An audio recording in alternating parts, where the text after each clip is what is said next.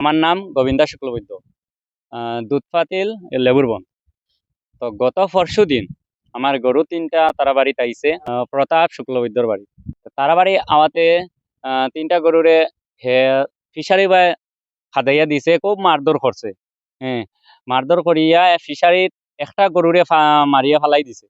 আর আরেকটা গরু ফিসে খুব মারছে, মারার পরে কোপাইছে, কোপানির কমজোরি করে দিছে, খুবই জখম হয়েছে একটা গরু।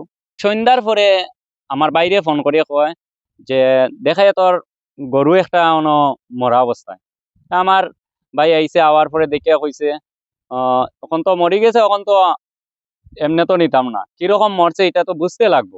ইনোর এলাকার প্রতিনিধি, মেম্বার, পঞ্চায়েত সবরে লইয়া আওয়ার পরে সন্ধ্যার সময় স্টেটমেন্ট দিছে, তার বাড়িতে আইছে, উড়ি খাইছে, হে মারিয়া খাদাইছে, ফিশারিত পড়ছে, খুব মারছে। হে নিজের মুখে কইছে সেদিন জলের মধ্যে মরি গেছে। হে মারছে, না মারলে তো গরুটা মরতো না এমনি, কারণ জলক গরু কোনো সময় এমনি না মারলে মরতো না।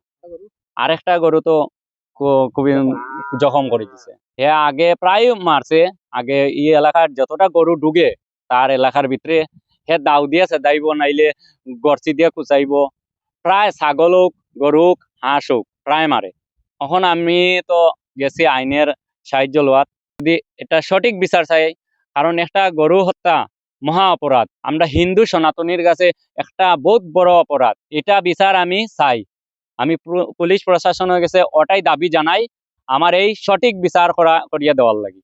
আমরা যে কোনো গরু আইলে আমরা যে সারি একটু আইলেও তারা মার দেবে, আপনাকে কমপ্লেন দেয়, আমরা তো বান্ধে একটু ছুটলেও তারা খুব হয়ে যায়, মার দিয়ে করে মারছে ও জল ফলাইয়া। আগে বের প্রায় মানুষ ছাগল গরু মারা হয়, জায়গা আছে, ঘাস খাওয়ার যায়, খালি জায়গা আছে। এই গরু গেছে গিয়া, আর তিনটা গরুর মধ্যে এই গরু বলে উঠতে পারছে না, আর অন্য রয়েছে।